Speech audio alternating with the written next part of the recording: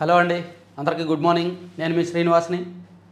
ఈనాడు, ఆంధ్రజ్యోతి, సాక్షి, ఆంధ్రప్రభ 4 తెలుగు ప్రధాన వార్తాపత్రికలు, వాటిలో వచ్చిన వార్తలు, ముఖ్యమైన వార్తలు, వాటి ఉద్దేశాలు, విశేషాలన్నీ కూడా మనం ఈ వీడియోలో డిస్కస్ చేద్దాం.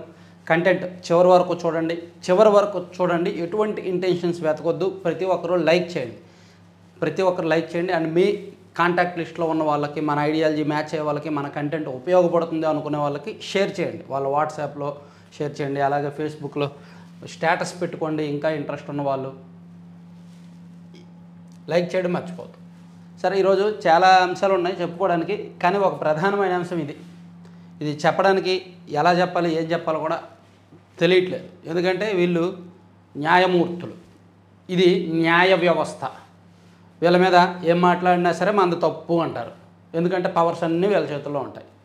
కాబట్టి కొంచెం ఆచితూచే మాట్లాడాలి.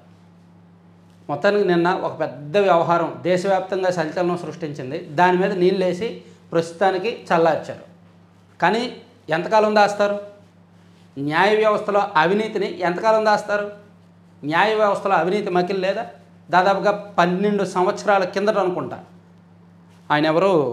ఓబులాపురం గనులు బంగారరాజు, గాలి జనార్దన్ రెడ్డి. ఆయనకు బెయిల్ ఏ విధంగా వచ్చింది? ఆయనకు బెయిల్ ఇవ్వడానికి ఒక కోర్టు న్యాయమూర్తి లంచం తీసుకున్నారనే ఆరోపణలు అప్పుడు రాలేదా? అప్పుడే వచ్చాయి. సో ఆ ఘటన నుంచి ఈ ఘటన వరకు ఇప్పుడు ఢిల్లీ హైకోర్టు న్యాయమూర్తి గారి ఇంట్లో ఇదిగో 15 నుంచి 50 కోట్ల వరకు క్యాష్ ఉందంట, డబ్బులు ఉన్నాయంట, నగదు ఉందంట. ఎక్కడి నుంచి వస్తాయండి? హైకోర్టు జడ్జీల శాలరీ ఎంత? మ్యాక్సిమం 2.5 లక్షలు ఉంటుంది. 1,70,000 నుంచి 2.5 లక్షల వరకు ఉండొచ్చు. ఇతర అలవెన్సెస్, సదుపాయాలు అవి ఇవి కలుపుకుంటే మ్యాక్సిమం 3 లక్షలు రావచ్చు. కాక నెలకు 3 లక్షలు సంపాదిస్తున్న వాళ్ళు 15 నుంచి 50 కోట్ల నోట్లు గట్ల ఎలా పెట్టుకుంటారు? వాళ్ళ ఇంట్లో వాళ్ళు ఏమైనా కాంట్రాక్టులు చేస్తున్నారా? లేదా ఏమైనా ఇండస్ట్రీస్, ఫార్మా కంపెనీలు, అట్లాంటి పెద్ద పెద్ద కంపెనీలు ఉన్నాయా? సో దీని మీద ఎంక్వైరీ జరగాలి. అతను ఏం చేశారు? ఈ విషయం తెలిసిన వెంటనే ఇప్పుడు ఢిల్లీ న్యాయమూర్తి ఈ విషయం ఏంటంటే, వాళ్ళ ఇంట్లో అగ్ని ప్రమాదం జరిగిందా, వాళ్ళు ఉంటున్న ఫ్లాట్ అపార్ట్మెంట్లో. ఇమీడియట్గా ఫైర్ అధికారులు వెళ్ళి మంటలు ఆర్పే క్రమంలో వాళ్ళ ఇంట్లో నోట్లు కట్టలు బయటపడ్డాయి. ఇమీడియట్గా సుప్రీంకోర్టు కొలీజియంకి విషయం తెలిసి వాళ్ళందరూ భేటీ అయ్యి ఇతన్ని అలహాబాద్ బదిలీ చేశారు. అలహాబాద్ హైకోర్టుగా బదిలీ చేశారు. అక్కడ వాళ్ళు కూడా అబ్జెక్షన్ వ్యక్తం చేశారు. మాదేమైనా చెత్తపొట్ట, మా దగ్గరికి అతన్ని పంపిస్తారండి, మాకు వద్దు అని. దాంతో అతని మీద ఇంటర్నల్గా ఎంక్వైరీ జరుగుతోంది అని చెప్పి సుప్రీంకోర్టు ప్రకటించగా, అసలు వాళ్ళ ఇంట్లో డబ్బులు కట్టలే బయటపడలేదు అని చెప్పి ఫైర్ సర్వీసెస్ అధికారులు ప్రకటించారు. అంటే ఒక 24 గంటలు కూడా కాదు, ఒక 6 గంటల్లో మొత్తం అన్నీ మసిపూసి మారేడికాయ చేశారు. సుప్రీంకోర్టులోనేమో అతని మీద ఎంక్వైరీ జరుగుతుంది. ఇంటర్నల్గా మీడియా ఎవరు కూడా అతి చేయొద్దనే చెప్పేటట్టు ఒక ఇండైరెక్ట్ వార్నింగ్. ఇక్కడ ఫైర్ సేఫ్టీ అధికారులు అసలు వాళ్ళ ఇంట్లో డబ్బులే దొరకలేదు, అదంతా కూడా ఉత్తుత్తి పుకార్లే అని చెప్పి అగ్నిమాపక శాఖ. అంటే వ్యవస్థలు వాళ్ళ చేతుల్లో ఉన్నప్పుడు, వ్యవస్థలో పెద్ద తలకాయలుగా ఉన్నప్పుడు అన్ని వ్యవస్థలు మోకరిల్లుతాయి అనడానికి ఇదే ఉదాహరణ. ఇప్పుడు మోకరిల్లాల్సిందే, ఆయన ముందు మోకరిల్లాల్సిందే. ఎవరు కూడా బయటకు చెప్పరు. ఏసీబీ అధికారులు ఎంక్వైరీ చేస్తారా? వాళ్ళ కేసులు విచారించాల్సింది కూడా న్యాయ వ్యవస్థగా. ఇప్పుడు సుప్రీంకోర్టు సిజేఐ తలచుకుంటే, సీరియస్గా ఉంటే, రాష్ట్రపతి వరకు ఇన్వాల్వ్ అయితే ఇందులో వాస్తవాలు ఏంటో బయటకు వస్తాయి. కానీ నేను చాలాసార్లు చెప్తున్నా, ఇప్పుడు కూడా చెప్తున్నా, పెద్దవాళ్ళు ఎప్పుడూ తెగే వరకు లాగరు, ఎక్కడో దగ్గర కాంప్రమైజ్ అయిపోతారు. ఆయన్ను సేవ్ చేయడానికి చాలామంది ప్రయత్నాలు మొదలుపెట్టారు, చేసేస్తారు కూడా. అది సో ఢిల్లీ హైకోర్టు న్యాయమూర్తి ఇంట్లో నోట్ల కట్టలు, న్యాయవర్గాల్లో తీవ్ర కలకం. విచారణ ప్రారంభించిన సుప్రీంకోర్టు, వదంతులు వ్యాప్తి చేస్తున్నారన్న సర్వోన్నత న్యాయస్థానం. ఈవెన్ అన్ని పత్రికల్లో అదే, ఆంధ్రప్రభలో, ఆంధ్రజ్యోతిలో కూడా అదే. ఢిల్లీ హైకోర్టు ఇంట్లో నోట్ల కట్టలు, అగ్ని ప్రమాదంతో బయటపడ్డపోయిన 14 ఘటన 24 వెలుగులోకి. హోలీనాడు జస్టిస్ యశ్వంత్ వర్మ బంగ్లాలో అగ్ని ప్రమాదం. ఆర్పడానికి వెళ్ళిన అగ్నిమాపక సిబ్బంది, అక్కడ వారికి ఓ గదిలో కనిపించిన డబ్బు కట్టలు 15 నుంచి 50 కోట్ల దాకా ఉంటుందంటూ కథనాలు. ప్రభుత్వ వర్గాల ద్వారా సీజీఐకి ఈ సమాచారం. ఆయన నేతృత్వంలో సమావేశమైన కొలీజియం జస్టిస్ వర్మ బదిలీకి ఆ భేటీలో ఏకగ్రీవ తీర్మానం ప్రతిపాదన. అలహాబాద్ హైకోర్టు న్యాయవాదుల అభ్యంతరం. తమ హైకోర్టు ఏమైనా చెత్తబొట్ట అని ఆగ్రహం. డబ్బు కట్టలపై ఢిల్లీ హైకోర్టు సీజే ఇప్పటికే అంతర్గతంగా విచారణ చేపట్టినట్టు సుప్రీంకోర్టు ప్రకటన. విచారణకు బదిలీ ప్రతిపాదనకు సంబంధం లేదని తేల్చి చెప్పిన సర్వోన్నత న్యాయస్థానం. ఇంట్లో డబ్బు కట్టలే దొరకలేదు ఢిల్లీ ఫైర్ సర్వీసెస్ డీజీ. ఇదండి ఇక్కడ ఇది ఇలా ఉండగా ఇంకా అలహాబాద్ హైకోర్టు ఇదిగోండి అలహాబాద్ హైకోర్టు ఒక తీర్పు ఇచ్చింది. ఒక బాలిక పైజామా లాగినా లేదా అక్కడ చేతులు వేసినా అదేమీ రేప్ అటెంప్ట్ కిందకు రాదు అని చెప్పి హైకోర్టు జడ్జి గారు ఒక ఆయన తీర్పు ఇచ్చాడు నిన్న. ఒక బాలిక పైజామా అంటే చున్నీ లాగి అక్కడ చేతులు వేస్తానంటే రేప్ అటెంప్ట్ కాదంట. అది అంటే న్యాయ వ్యవస్థ మరకలు మకిలీలు ఏ విధంగా ఎంత చండాలంగా ఉన్నాయనేది చూడండి. అంటే వాళ్ళ పర్సనల్ నేను ఈ మధ్య అనుకుంటా కొన్ని తీర్పులు చేసి వాళ్ళ పర్సనల్ వ్యవహారాలు లేదా వాళ్ళకి సంబంధించిన వాళ్ళ పర్సనల్ ఐడియాలు వాళ్ళకి పర్సనల్గా అనిపించింది ఏమైనా తీర్పులు ఇచ్చేస్తున్నారా అనిపిస్తుంది ఒక్కోసారి తీర్పులు వస్తున్నప్పుడు. దేశవ్యాప్తంగా అలాగే ఉంది. సో మరి దీన్ని ఏం చేస్తారో చూడాలి. ఇది ఆల్మోస్ట్ అన్ని పత్రికల్లో ఇచ్చారు, ఒక్క ప్రపంచంలో మరో పత్రిక తప్ప ఇందులో ఆ జడ్జి గారిది ఇవ్వలేదు. ఈవెన్ ఆంధ్రప్రభలో కూడా అదే ఇచ్చారా? ఇది ఆంధ్రప్రభలో కూడా హైకోర్టు జడ్జి ఇంట్లో నోట్ల గట్లో అగ్ని ప్రమాద ఘటనలతో వెలుగులో కానీ ఇచ్చారు. ఇక ఇప్పుడు వరకు ఆ టాపిక్ పక్కన పెడదాం కాసేపు, ఇంకా డీటెయిల్డ్గా చెప్తాను నెక్స్ట్ టైం చూసుకొని. ఇక బలభద్రపురాన్ని వణికిస్తున్న క్యాన్సర్ గడిచిన 2 ఏళ్లలో వేగంగా విజృంభణ. చాలా కుటుంబాల్లో రోగులు మృతులు ఎక్కువే. జల వాయు కాలుష్యమే కారణం అంటున్న స్థానికులు. ఈనాడు ఈటీవీ పరిశీలనలో కళ్ళకు కట్టిన సమస్య తీవ్రత. తూర్పుగోదావరి జిల్లాలో బలభద్రాపురం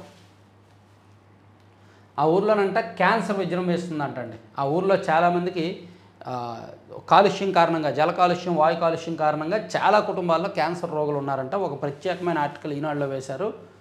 తర్వాత ఏడుకొండల పరిధిలో వాణిజ్య కార్యకలాపాలకు వీల్లేదు, అందుకే ముంతాజ్ హోటల్కు భూ కేటాయింపులు అనుమతులు రద్దు.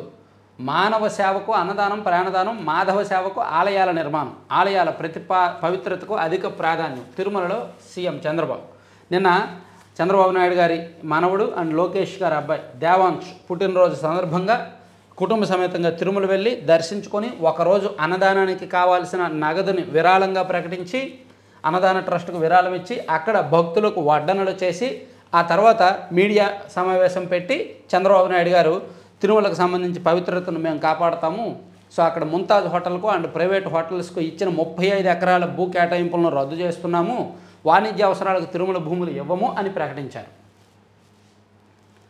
తర్వాత త్రిభాషా సూత్రంపై నిర్ణయం రాష్ట్రాలదే.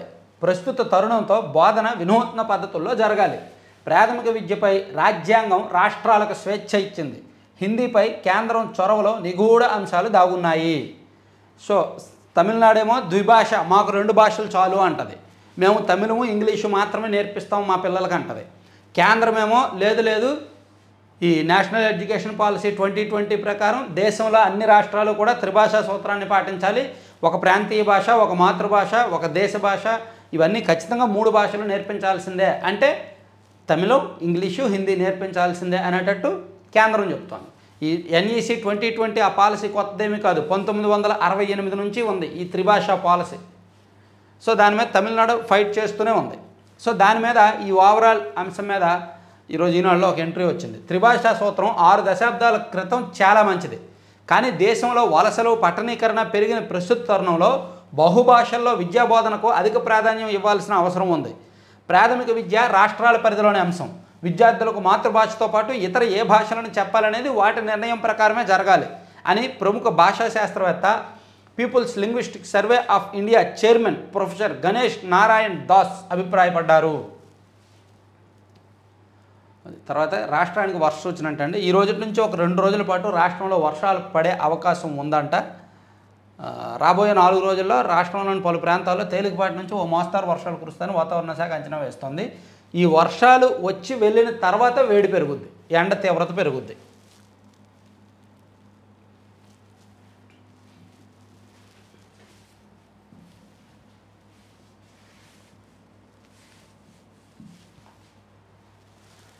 ఇనుమును వంచి బస్సుకు రూపమిచ్చి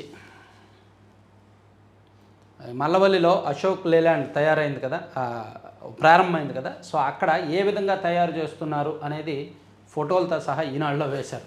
అసలు బస్సు ఫ్రేమ్ రెడీ చేయడం, ఇంజిను టైర్లు బిగించాక ఇలా ఉంది, రంగు వేసి బాడీకి రేకులు బిగిస్తూ ఇలా ఉంది, పూర్తిగా రంగులద్దుకొని ఇలా సిద్ధమైంది బస్సు అని చెప్పి ఆ బస్సు తయారీకి సంబంధించిన వెల్డింగ్ ఫ్రేమ్లు ఎట్లా ఉంటాయి, లోపల ఏమేమి వాడుతున్నారు, లోపల ఇవన్నీ కూడా ఒక ఫోటోలతో సహా వేశారు. అసంఘటిత రంగ కార్మికుల వివరాల సేకరణ, సిఎస్సి ఐడి కేటాయింపుతో ఇంటింటికి వెళ్ళి రిజిస్ట్రేషన్. ఓకే. ఓకే. 300 ఊళ్ళలో భూగర్భం ఖాళీ, అతి ప్రమాదకర స్థాయిలో జలాల తోడివేత, కేంద్ర ప్రభుత్వ అధ్యయనంలో వెల్లడి. ఇక ఆ గ్రామాల్లో కొత్త బోర్లకు నిరాకరణ, పరిశ్రమల ఏర్పాటుకు అనుమతులు కల్లే. రాష్ట్రంలో 300 ఊర్లలో అంటండి గ్రౌండ్ వాటర్ పూర్తిగా లేదంట, అసలు గ్రౌండ్ వాటర్ ఎక్కడా లేదంట. నాకు తెలిసినంత వరకు ఏ గ్రామాల్లో ఉంటుంది ఇది, ఏ ప్రాంతంలో అంటే ఎక్కువగా పశ్చిమ ప్రకాశం అండ్ పశ్చిమ కర్నూలు, అనంతపురం, చిత్తూరు, ఈ రాయలసీమ ప్రాంతాలతో పాటు ఈ పశ్చిమ ప్రకాశం ప్రాంతంలో ఉంటాయి. ఇదిగో ఇక్కడ ఇచ్చారు, ప్రకాశం జిల్లాలో 93 గ్రామాలు. ఇదిగో మొత్తం 300లో ప్రకాశం జిల్లాలోనే 93 గ్రామాలు, శ్రీకాకుళం జిల్లాలో 76, శ్రీ సత్యసాయి జిల్లాలో 51 గ్రామాలు, బాపట్ల జిల్లాలో 18, ఎన్టీఆర్ జిల్లాలో 16, అనంతపురం జిల్లాలో 13, అన్నమయ్య జిల్లాలో 1 చొప్పున ఉన్నాయంట. ఈ గ్రామాల్లో కొత్తగా బోర్లు వేయడానికి పర్మిషన్ ఇవ్వరు, భూగర్భం కంప్లీట్గా ఖాళీ అయిపోయింది. ప్రకాశం జిల్లాలోని ఎర్రగొండపాలెం, మార్కాపురం, కనిగిరి, కంభం, గిద్దలూరు, రాచర్ల ఆ ప్రాంతాల్లో అయితే బోరు వేయాలంటే 1000-1200 అడుగులకు పైగా తవ్వాలి.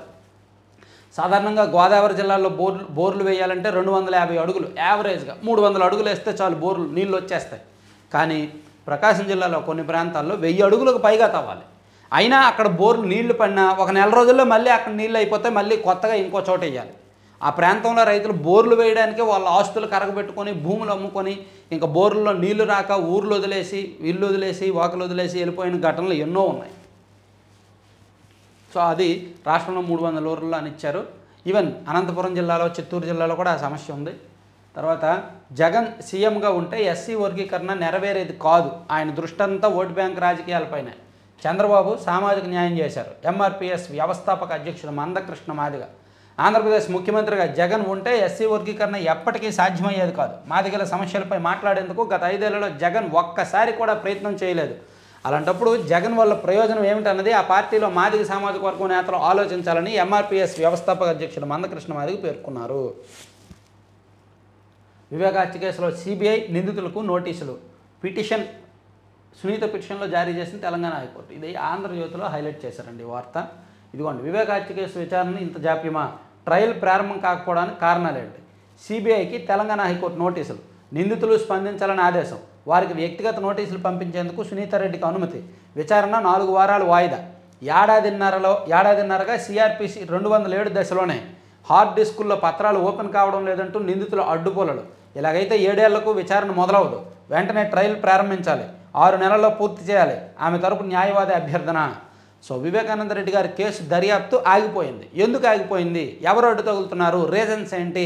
సో త్వరితగతిన విచారణ పూర్తయ్యేలా ఆదేశాలు ఇవ్వాలి అని సునీతారెడ్డి గారు తెలంగాణ హైకోర్టులో పిటిషన్ వేయడం, హైకోర్టు ఆ విచారణకు స్వీకరించడం, సిబిఐకి నోటీసులు ఇవ్వడం, నిందితులకు నోటీసులు ఇవ్వడానికి సునీతారెడ్డి గారికి అనుమతించడం, ఇవన్నీ జరిగాయన్నమాట.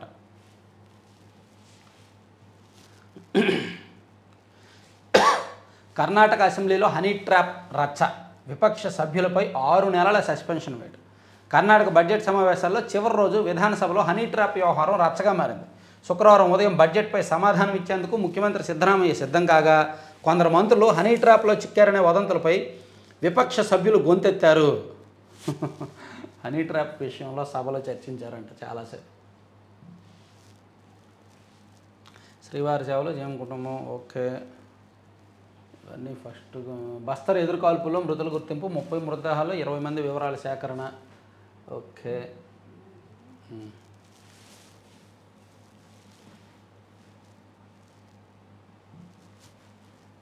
విశాఖ బృహత్తర ప్రణాళికలో మార్పులు. మా అమరావతి శాఖ మంత్రి గారు విశాఖపట్నం గురించి కూడా మాట్లాడారండో.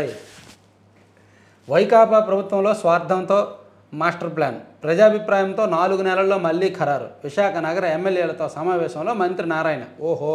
ఇప్పుడు విశాఖపట్నంలో మేయర్ పీఠాన్ని తెలుగుదేశం పార్టీ కూటమి కైవసం చేసుకోబోతోంది కాబట్టి అక్కడ ప్రజలకు ఏదో ఒక సానుకూల సంకేతాలు ఇవ్వాలి కాబట్టి ప్రభుత్వం తరపున ఇది మాట్లాడారు. గత వైకాపా ప్రభుత్వం స్వార్థ ప్రయోజనాలతో తయారు చేసిన విశాఖ బృహత్తర ప్రణాళిక మాస్టర్ ప్లాన్కు ప్రజాభిప్రాయంతో మార్పులు చేసి 4 నెలల్లో మళ్ళీ ఖరారు చేయనున్నామని పురపాలిక పట్టణాభివృద్ధి అమరావతి శాఖ మంత్రి పురపాలక పట్టణాభివృద్ధి శాఖ మంత్రి నారాయణ తెలిపారు.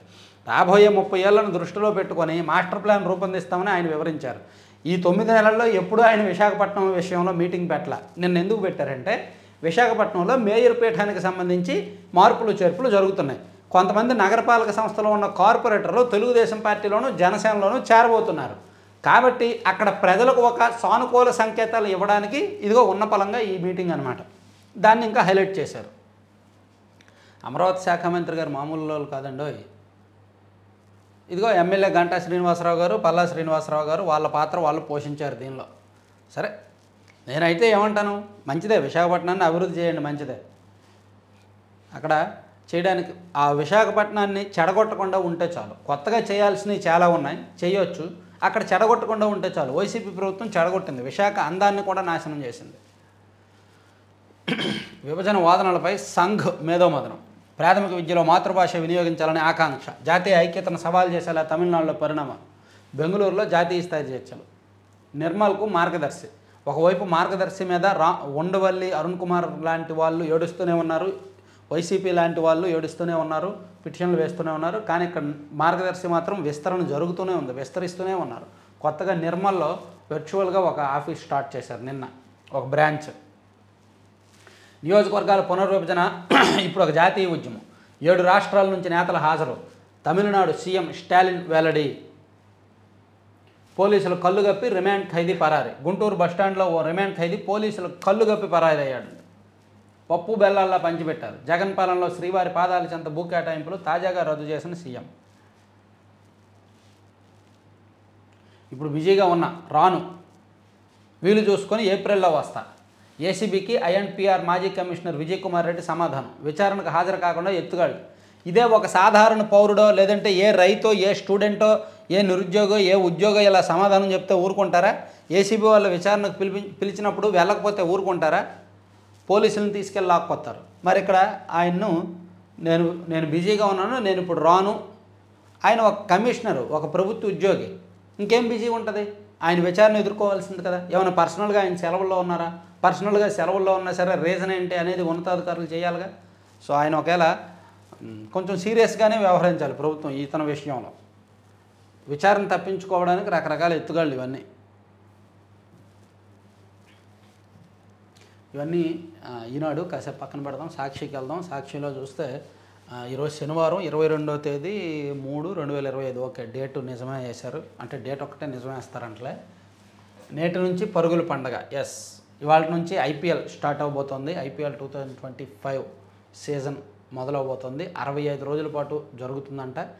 ఐపీఎల్ వచ్చిన తర్వాతే బెట్టింగ్స్ పెరిగాయి అని నాకు బాగా ప్రగాఢమైన నమ్మకం.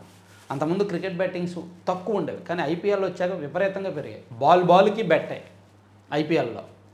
అందులోకి సాధారణ రోజుల్లో మన దేశంలో సగటున రోజుకు 12 కోట్ల మంది క్రికెట్ బెట్టింగ్స్ లేదా ఆన్లైన్ బెట్టింగ్స్ ఆడితే, ఆన్లైన్లో ఉంటాయి బెట్టింగ్ వేయడానికి. ఐపీఎల్ సీజన్లో రోజుకి 30 కోట్లకు పైగా ఆన్లైన్లో ఉంటారు బెట్టింగ్ వేయడానికి. బెట్టింగ్ యాప్స్లో 30 కోట్ల మందికి పైగా వాడతారు డైలీ. ఇది ఐపీఎల్ పవర్. పూర్తిగా కమర్షియల్ క్రికెట్. అలాగని నేను దాన్ని వ్యతిరేకమో అనుకూలమని చెప్పను. ఐపీఎల్ అయితే నేను చూడను కూడా. సాధారణంగా నేను క్రికెట్ పిచ్చోండి, క్రికెట్ చూస్తూనే ఉంటాను లెవెల్లో, కానీ ఐపీఎల్ చూడను. తక్కువ, ఓన్లీ స్కోర్లు అప్డేట్స్ ఫాలో అవుతూ ఉంటాను. అది దేశం తరపున కాదు కదా, దేశంలో ఉన్న డబ్బుల కోసం, కార్పొరేట్ బిజినెస్ కోసం అది. ఇక కొత్త కొలువులు దేవుడు ఎరుగు. ఉన్న ఉద్యోగాలు హుష్. మేనిఫెస్టోకు బొందబెట్టి కూటమి ప్రభుత్వం విన్యాసాలు. అసెంబ్లీ సాక్షిగా ఆర్థిక విధాన ప్రకటన పత్రం ద్వారా బట్టబయలు. గత ఏడాది నవంబర్లో చూపిన ఉద్యోగుల సంఖ్య 11.79 లక్షలు. బుధవారం అసెంబ్లీలో ప్రకటించిన ఉద్యోగుల సంఖ్య 7.79 లక్షలు. ఈ లెక్కన కూటమి సర్కారు వచ్చాక 2 లక్షలు తగ్గిన పోయినాం. వాలంటీర్లతో పాటు అవుట్సోర్సింగ్ ఉద్యోగులు తొలగింపు. మరి వాలంటీర్లను తగ్గించారు కదా, వాలంటీర్లను వైసీపీ ఉన్నప్పుడే తీసేశారు. ఎందుకు పదే రాసుకుంటారు? ఇక కరెంటు సరఫరా లేక హిత్రూకు మూత. రోజంతా మూతపడ్డ విమానాశ్రయం. విద్యుత్ సబ్స్టేషన్లో పేలుడే కారణం. 1350 విమానాలు రద్దు, దారి మళ్లింపు. 2.9 లక్షల ప్రయాణికుల తీవ్ర ఇక్కట్లు. కొద్ది రోజుల సమస్యలే. హిత్రూ వర్గాలు రాత్రికల్లా పాక్షికంగా సేవలు పునరుద్ధరణ. అంతర్జాతీయ ప్రయాణాలకు గుండెకాయ వంటి లండన్ హీత్రూ విమానాశ్రయం శుక్రవారం పూర్తిగా మూతపడిందంటండి. తిరుమలలో కొత్తగా మరో ట్రస్టు, శ్రీవారి ఆలయ నిర్మాణం పేరుతో ట్రస్ట్ ఏర్పాటు. తర్వాత ఆధారం ఉంటే ఒట్టు, అంత కనకట్టు. గత సర్కారులో మద్యం విధానంపై పచ్చకుట్ర. సాక్షి 2nd, 3rd పేజీలో ఒక వింత వార్త వేశారు, చూద్దామే సరదాగా. ఎంజాయ్. బాబు పెట్రోబాదుడు 5,256 కోట్లు. పెట్రోలు డీజిల్ ధరలు తగ్గిస్తామంటూ ఎన్నికల ముందు హామీలు, ఇంధన ధరలపై ప్రతిపక్షంలో ఉండగా ఆందోళనకు చంద్రబాబు పిలుపు. ఏపీతో పోలిస్తే లీటర్ పెట్రోలు కర్ణాటకలో 6కు తక్కువగా దొరుకుతుంది. మన రాష్ట్రంతో పోలిస్తే తమిళనాడులో 8 రూపాయలు తక్కువగా దొరుకుతుంది. ఏపీతో పోలిస్తే ఒడిశాలో లీటర్ పెట్రోల్ 7.5 తక్కువగా లభిస్తోంది. కాబట్టి ఈ 9 నెలల్లో 5,256 కోట్లు బాధుడు అని సాక్షిలో వార్త రాశారు. ఈ లెక్కన ఇదే రేటు వైసీపీ హయాంలో కూడా ఉందిగా. అంటే వైసీపీ అధికారంలో ఉన్నప్పుడు కూడా కర్ణాటకలో 6 రూపాయలు తక్కువ, ఒడిశాలో 7.5 తక్కువ, తమిళనాడులో 8 రూపాయలు 9 రూపాయలు తక్కువ ఉందిగా. 9 నెలల్లోనే చంద్రబాబు గారి బాధుడు 5,256 కోట్లు అయితే 5 ఏళ్లలో జగన్మోహన్ రెడ్డి గారి బాధుడు ఎంత? 40,000 కోట్ల, 35,000 కోట్ల. అది కూడా రాయాల్సింది పక్కన.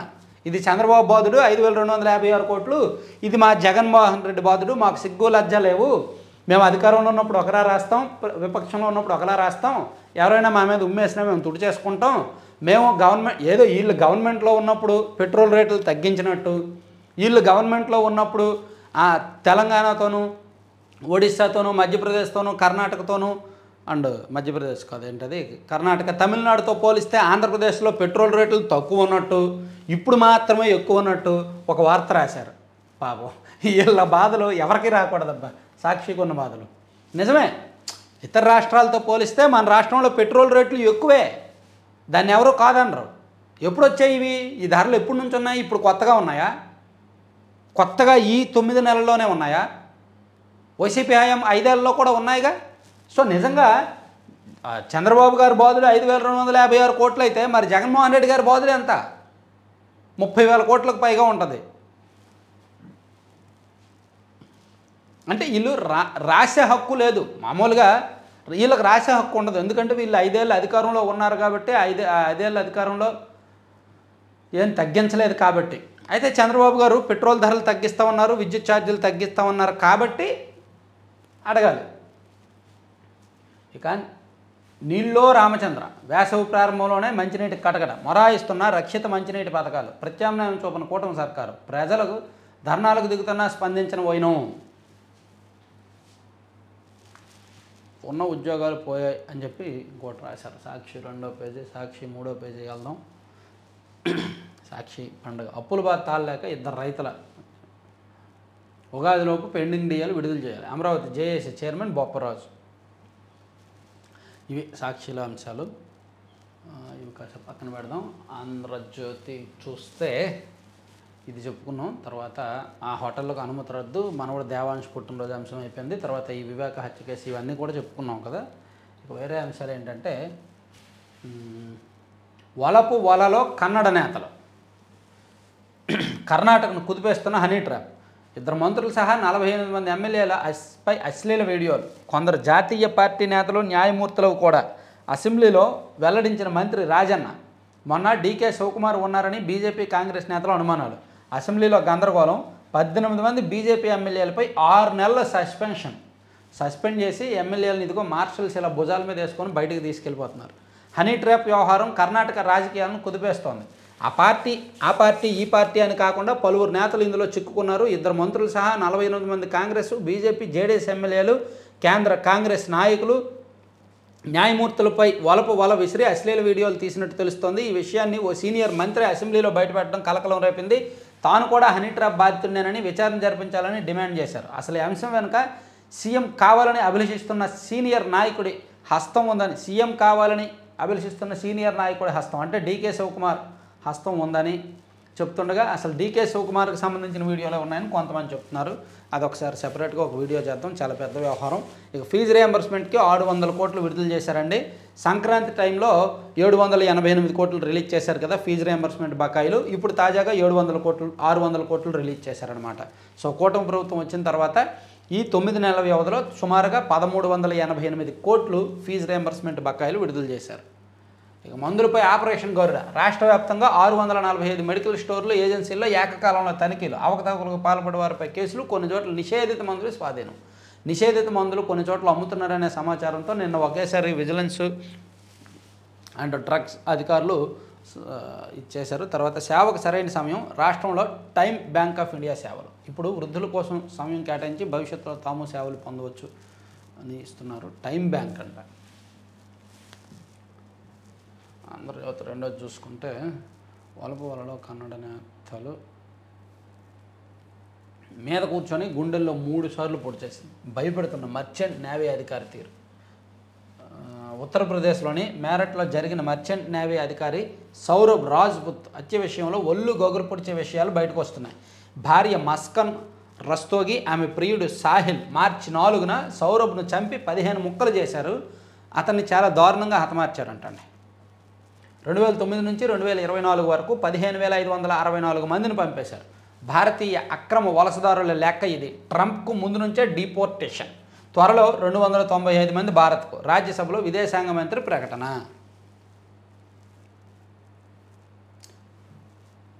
ఇజ్రాయెల్ నిఘా చీఫ్పై వేటు. 1949 చరిత్ర తొలిసారి షిన్బెట్ అధిపతి తొలగింపు. సరే, ఇవి ఆంధ్రజ్యోతి. తర్వాత ఆంధ్రప్రభలో చూసుకుంటే ఆంధ్రప్రభ వడదెబ్బకు వెలువల బాణుడు బాబులో అల్లాడిపోతున్న ప్రజలు. టీటీడీ ఉద్యోగాలు హిందువులకే, ఎవరి మత సంస్థల్లో వారే పనిచేసేలా చర్యలు. ఓకే, అంటే టీటీడీతో సహా రాష్ట్రంలోని అన్ని దేవాలయాల్లో హిందువులే ఉద్యోగాలు ఉంటారు. అంటే ఎవరి మత సంస్థల్లో వాళ్ళే పనిచేయాలని ఒక ఉత్తర్వులు ఇస్తారంట. అలిపిరి వద్ద ప్రైవేటు ప్రాజెక్టులకు నో. ఓకే, హైకోర్టు జడ్జి ఇంట్లో నోట్ల గట్లు. 92 కేంద్ర పథకాలకు మోక్షం. రాష్ట్రం నిధులు ఇచ్చింది, ఆ పథకాలకు లైఫ్ వచ్చింది. రాష్ట్రంలో పనుల పునరుద్ధరణ, గ్రామీణాభివృద్ధికి పోతాం. కేంద్ర ప్రాయోజిత పథకాలకు రాష్ట్ర వాటా నిధులు విడుదల. 92 పథకాలకు 12,336 కోట్లు చెల్లించిన రాష్ట్ర ప్రభుత్వం. గతంలో వైసీపీ ప్రభుత్వం ఉన్నప్పుడు కేంద్ర ప్రభుత్వం నుంచి వస్తున్న పథకాలకు వీళ్ళు నిధులు మళ్లించారు. కేంద్ర ప్రభుత్వం ఒక 100 కోట్లు ఇచ్చి రాష్ట్ర ప్రభుత్వం ఒక 100 కోట్లు కలిపితే ఆ 200 కోట్లతో వేరే పథకాన్ని అమలు చేయొచ్చు. కానీ గత ప్రభుత్వం ఏం చేసిందంటే ఆ 100 కోట్లు వేరే అవసరాలకు వాడేసుకోవడంతో కేంద్రం ఇంక డబ్బులు ఇవ్వడం మానేసింది. సో ఇప్పుడు ఈ ప్రభుత్వం వచ్చిన తర్వాత కేంద్రం ఏ ఉద్దేశంతో పథకాలు అమలు చేస్తుందో అది ఇస్తున్నారన్నమాట. Death game, rummy, ludo, 3 card, casino Andar Bahar. Credit debit కార్డులతో లావాదేవీలు. ఏటా 5,000 కోట్ల పైనే టర్నోవర్. ఆన్లైన్ వేదికగా లక్షలాది మంది జోదరులు. 24 గంటలు అందుబాటులో ఆన్లైన్ గేమ్స్. ఏడాదిలో అప్పులు పాలై తెలంగాణలో 20 మంది బలవన్మరణం. నష్టపోయిన వారికి ఆన్లైన్ రుణాల వల. ఆన్లైన్ రుణ సంస్థల వేధింపులకు మరో 30 మంది బలి. తెలంగాణ వ్యాప్తంగా ఆన్లైన్ రుణాలపై 500 కేసులు నమోదు. శ్యామలకు ఊరట. అరెస్ట్ చేయొద్దు, విచారణకు హాజరు కావాల్సిందే తెలంగాణ హైకోర్టు తీర్పు. సో సెలబ్రిటీలు అందరూ కూడా ఈ ఆన్లైన్ బెట్టింగ్ యాప్స్ ప్రమోషన్ కేసుల్లో శ్యామల, వైసీపీ అధికార ప్రతినిధి శ్యామల తెలంగాణ హైకోర్టులో పిటిషన్ వేస్తే ఆమెను అరెస్ట్ చేయొద్దు అని చెప్పి కోర్టు చెప్పింది. కానీ విచారణకు మాత్రం హాజరు కావాలని ఆమెను ఆదేశించారనమాట. ఇక 4 నెలల్లో విశాఖ మాస్టర్ ప్లాను 30 ఏళ్ల ముందు చూపుతో రూపకల్పన. ఓకే, చేసేయండి. వసతి గృహాల్లో క్రీడా వికాసం మార్పు మొదలైంది. 6 నెలల తర్వాత హాస్టళ్లకు క్రీడా పరికరాలు, ఆట వస్తువులు, వంట సామగ్రి చేరిక. వంట కష్టాలకు చెక్. సుమారు 20 కోట్లతో వస్తువుల అందజేత. క్రీడలతో విద్యార్థులకు ఆహ్లాదం. వసతి గృహాల్లో విద్యార్థుల కోసం కొత్తగా క్రీడా పరికరాలు ఇస్తూనే కొంత వంట సామగ్రి కూడా కొత్తవి ఇచ్చారనమాట. అది రాసుకొచ్చారు. డీలిమిటేషన్ ఇక జాతీయ ఉద్యమం. తమిళనాడు సీఎం స్టాలిన్ వీడియో సందేశం. నేడు చెన్నైలో జాయింట్ యాక్షన్ కమిటీ సమావేశం. హాజరు కానున్న 8 రాష్ట్రాల ముఖ్యమంత్రులు. ఆంధ్రప్రదేశ్ నుంచి ఎవరు వెళ్ళరమ్మా? ఆంధ్రప్రదేశ్లో ప్రభుత్వంలో ఎన్డీఏ ఉంది, ఎన్డీఏ ప్రభుత్వం ఉంది కాబట్టి రారు. మా విపక్ష నేతకు భయం, బీజేపీకి వ్యతిరేకంగా, ఎన్డీఏకి వ్యతిరేకంగా అంశాల మీద మాట్లాడడానికి భయం కాబట్టి ఆయన రారు. సో ఆంధ్రప్రదేశ్ వాళ్ళు మీ దగ్గరకు రారు, వెళ్ళండి. ఉద్యోగుల పదోన్నతుల ప్రక్రియను 3 నెలల్లో ముగించండి, లేకుంటే స్వయంగా హాజరై వివరణ ఇవ్వాల్సి ఉంటుంది. ప్రభుత్వ ప్రధాన కార్యదర్శికి హైకోర్టు స్పష్టీకరణ. సో ఇవి ఆంధ్రప్రభలో అంశాలన్నమాట. సో ఒకసారి ఈనాడులో ఇంకా నేషనల్ అంశాలు చూద్దాం. ఈనాడులో మహిళా ఉద్యోగి జుట్టుపై వ్యాఖ్య లైంగిక వేధింపు కాదు, బొంబాయి హైకోర్టు. మహిళా సహోద్యోగి జుట్టు గురించి వ్యంగ్యంగా వ్యాఖ్యానించి పాట పాడటాన్ని పని ప్రదేశంలో లైంగిక వేధింపుగా పరిగణించలేమని బొంబాయి హైకోర్టు స్పష్టం చేసింది. ఓకే, వాయు కాలుష్యంతో గుండెపోటు. అసోచాం సదస్సులో వైద్య నిపుణులు వెల్లడి. ప్రాంతీయ భాషల్లోనే సమాచారం డిసెంబర్ నుంచి రాష్ట్రాలకు అందజేస్తాం. రాజ్యసభలో అమిత్ షా వెల్లడి. రాజకీయ లబ్ధి కోసమే కొన్ని పార్టీలు దేశంలో భాషా వివాదాన్ని రేకెత్తిస్తున్నాయని కేంద్ర హోంమంత్రి అమిత్ షా తీవ్రస్థాయిలో ధ్వజమెత్తారు. తమ అవినీతిని దాచేందుకు దీన్ని అవకాశంగా మలుచుకుంటున్నాయని మండిపడ్డారు. మొత్తానికి బీజేపీకి, డిఎంకేకి గట్టిగా అవుతుంది. మణిపూర్లో బాలిక మృతి అత్యాచారంగా అనుమానం. మణిపూర్లో జిల్లా కేంద్రం చురాచాంద్పూర్లో శుక్రవారం తెల్లవారుజామున 9 ఏళ్ల బాలిక మృతదేహం అనుమానాస్పద స్థితిలో కనిపించిందంట. అత్యాచారం చేసి చంపేశారనేది అనుమానం. తర్వాత విద్యాశాఖ మూసివేతకు పచ్చజెండా. ట్రంప్ కార్యనిర్వాహక ఉత్తర్వులపై ట్రంప్ సంతకం అంట. అమెరికాలో విద్యాశాఖను రద్దు చేస్తూ అధ్యక్షుడు డొనాల్డ్ ట్రంప్ కార్యనిర్వాహక ఆదేశాలపై సంతకం చేశారు. తద్వారా ఎన్నికల్లో ఇచ్చిన హామీ అమలుకు శ్రీకారం చుట్టారు. ఉదారవాద భావజాలంతో కలుషితమైన విద్యాశాఖను ట్రంప్ వ్యర్థ విభాగంగా భావిస్తున్నారు. విద్యాశాఖ ఉద్యోగాల్లో ట్రంప్ యంత్రాంగం ఇప్పటికే భారీగా కోతలు విధించింది.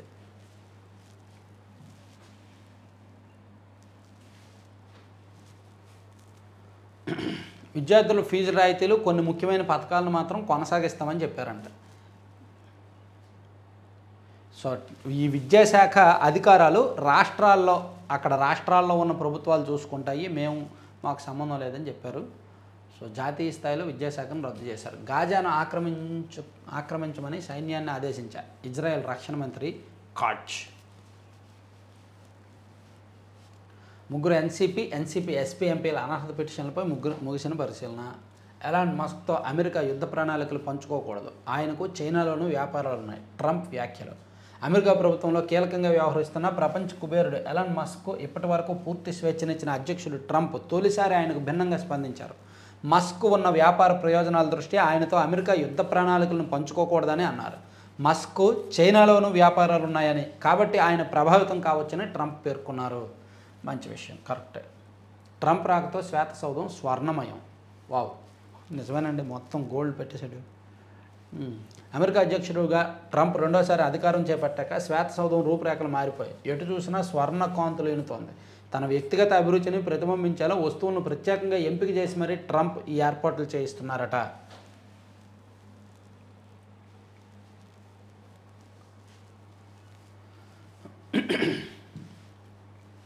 ఉక్రెయిన్పై రష్యా డ్రోన్ దాడులు, ఒడిశా నగరంలో భారీగా మంటలు.